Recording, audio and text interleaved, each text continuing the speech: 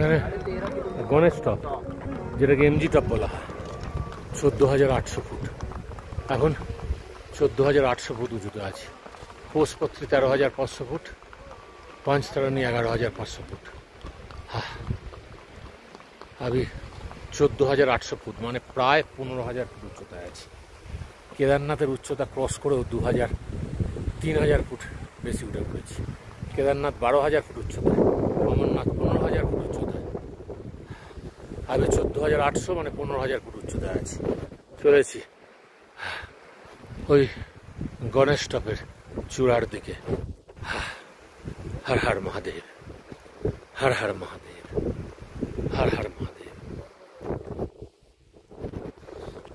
হাতে লাঠি।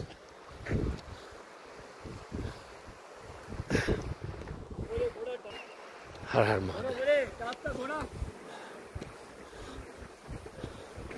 हाँ ना, घोड़ा नहीं चाहिए, पूरा पैदल है, पूरा पैदल।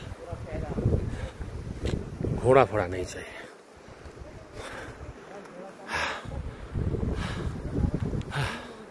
उस पर्वत में चढ़ाई करना है।